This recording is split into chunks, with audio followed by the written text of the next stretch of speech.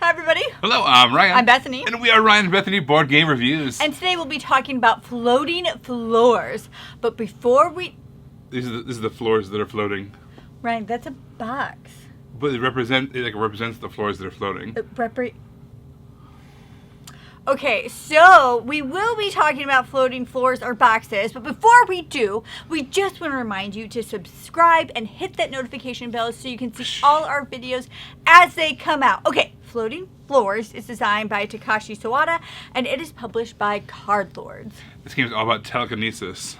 That's not true. Ryan, tell them the truth. Okay, fine. This is a dexterity kind of stacking and balancing style game as you are moving your little meeple character around the board trying to complete the various objectives. The combat's got to get a race vibe to it too as you're trying to race to be the other player to their objectives, but they're trying to make things harder for you, you're trying to make things harder for them all along the way. Let me give you a quick overview of how to play.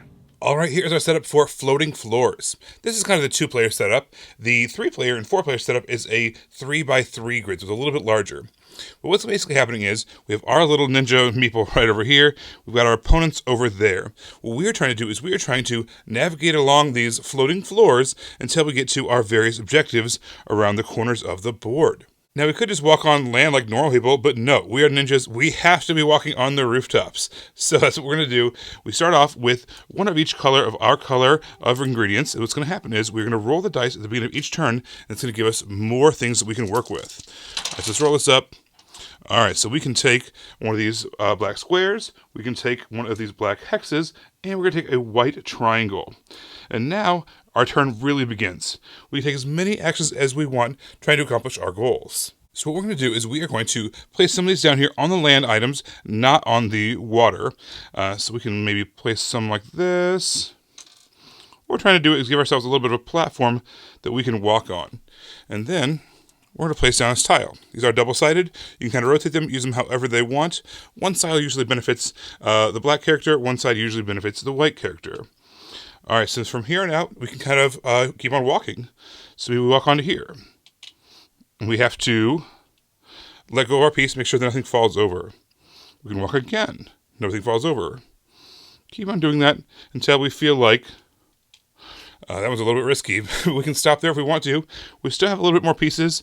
We can keep up to 3 pieces of our color between rounds, but we may still want to use these. So maybe we want to get really risky. Maybe we want to put these over here on this, and we can try to set up a tile over here. And that's going to be a lot riskier, especially on that diagonal there, but it's possible. Let's go ahead and stop for now. It's getting pretty risky.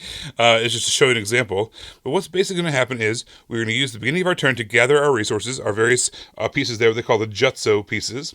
We're going to use those to lay them on top of the land parts of the tiles, the bottom tiles, and then place ceilings, those floors, on top of them, then walk across those in order to get to where we need to go. Also, one thing you can do is if you need to walk on a land that is not your color, you can use one of your pieces that you've accumulated to place one of your color pieces on that spot. Now, on a future turn, you can walk there. Usually you want to build a better foundation than what I just did over here. That was just something so I could build 2 of them. But what's going to happen is, once you get over to this side, you have it touching one of the walls, touching one of your objective pieces, what they call the Benson seals. Once you get over there, this is obviously going to tip over. Or maybe not. Once you go over to this side, this will definitely tip over. Oh, it's still not. Well, now what you have to do is you have to rotate this based off of that. And if you've survived that, then you take the seal. Obviously, I didn't survive that, but this is just an example.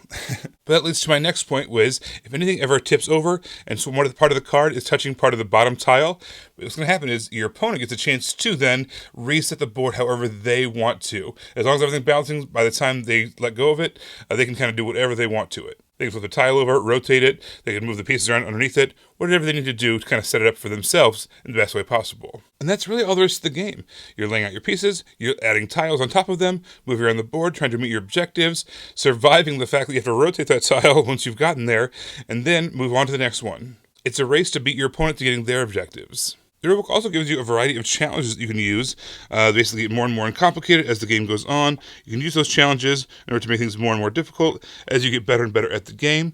But no matter what, whether you're using the challenges or not, the first player to collect all of their Benson seals is going to be declared the winner. I feel like with how this game is set up, you're twisting those tiles and you're flipping them around, that you always have an opportunity to catch up. It can happen where somebody just gets really lucky, things line up, they get a good, die roll, whatever. But I never felt like when we were playing this game, I was shut out of the game. I never felt like you got everything or the opponents got everything and I just wasn't able to do anything. I always felt like there was a chance I could catch up. And you also have the opportunity to have mega turns because you can take as many actions until you can't. So you can store things up and then just like go bananas on everybody and take this huge turn, which did happen. And it was even fun, even when it wasn't you, even when it was your opponent doing it, because you can see what they have. You know what's up. You know what's happening. So I just thought it was so cool that you never felt like you were completely out of the game. And there's also these opportunities for like these huge turns. It's kind of a fresh take on that dexterity stacking style game. Most right, you're kind of like stacking things up, or whatever. We've seen those kinds of games, or kind of deconstructing things that are stacked up already for you, right? This was more about balancing, and you were forced to, it wasn't just like you were bouncing and then kind of you're done. You had to bounce, and then within that same set of bouncing, move around. Yes. So, you could, take lots and lots of time and lots of resources to make a really solid foundation, but you don't have time for that. Who has time for that? Way more fun to be risky and make a very thin path to wherever you're trying to get to, and it could be a little wibbly wobbly. But then when you get to your objectives, you're kind of forced to rotate tiles or do things with the tiles themselves. So then you kind of need a solid foundation or a very good plan ahead of time about how you're balancing the things on top of things. Yeah. I think that was a really cool take on this. That genre. It didn't even feel like a stacking game because it was just so different and kind of fresh. Yeah, and it was fun how when you play something, you had to completely let go. Like, you couldn't just be like, okay, I did it. No, it actually has to be able to balance. Move it, let go. I really liked that. This plays very well 2 and 4 player. Not nearly as well 3 player. It's just because the cards are 50-50, right? So when you play 2 player and 4 player, the 2 characters, there's always going to be 2 that are the one color and 2 that are the other color. In the 3 player game, it's just this. So it just felt a little uneven with that. So I just wouldn't do it. I would just do 2 or 4. Yeah, I like the challenges. The rulebook has these various challenges that you can do once you're more familiar with the game. That every round, or every time you play, you can, okay, let's do challenge number 1. Okay, let's do challenge number 2. Okay, next time let's do challenge number 1 and 2 together. Yeah. Or whatever the case is until, I think honestly there's 5 altogether. Something and you can like put all 5 of them together. So you have basically a really, really tough, crazy scenario that you have to plan ahead and be on your A game to complete. So it's really fun and kind of walks you through that. It's not like it's just like, that's the full rules, start here. It's just start here, and then as you're more familiar, kind of build up to that, which I liked. Speaking of the rule book, Ryan. All right, so here's the thing. I do a little dabble in design for fun. Right, and one of the things that I've read a lot about is if you have something like, let's say, draw a card, don't call it like activating the engine or something silly like that. You just call it draw a card. Everyone knows that. You don't have to do that. This game was trying very hard to be thematic, which again we appreciate, but sometimes you just want to we just want to know what the things mean. Yeah. And they use some terminology which probably have some significance in this kind of this world. Wait, did they use the word tile at all? No, it was stuff like that. Jutsu or chakra or Bansen and all these words. Which are things. Those are real things, but it doesn't mean anything to us. So which one is that again? I had to continually look at the rule book and try to figure out okay, which one was Bansen again? Which one was chakra? I don't even know which one. Yeah. And so I would definitely have liked to have seen, the objective tile or the symbols on the die that give you the resources or whatever it is. Just kind of simplify that instead of just calling it something thematic. Call it whatever it actually is and what it actually does. Yeah. But even with that, overall, I really enjoyed this game. CardLords has one of my all-time favorite card games, Animal Alchemist. Animal Alchemist?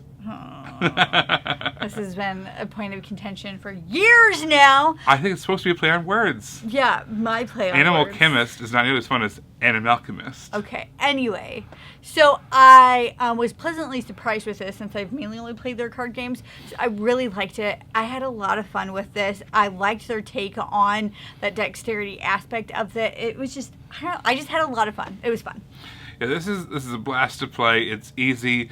It's interesting. That's a new thing new feel to it, and it makes you feel like even if you do make a mistake, there's still a way out, so you never feel like you're completely shut out. And all those things put together makes for a really good time. This is one of those things that we can take on us to our 2-player coffee dates. Yeah. Put on the table and have everybody walk by and be like, "What's going on over there? Some interesting stacking things going on over there." And I just like that kind of experience. Everybody, thank you so much for watching. Don't forget to subscribe so you can see our videos as they come out. Until then, you can find us in all of these places. You guys, thanks for watching, and we'll see you next time. Bye. You guys, thanks so much for watching. This game was provided to us by a publisher in exchange for a fair and honest review. And if you want to see more stuff, check out over here to see something we think you might like. And over here, we think that YouTube has picked out a great video for you you're going to love. Thanks, guys. We'll see you next time.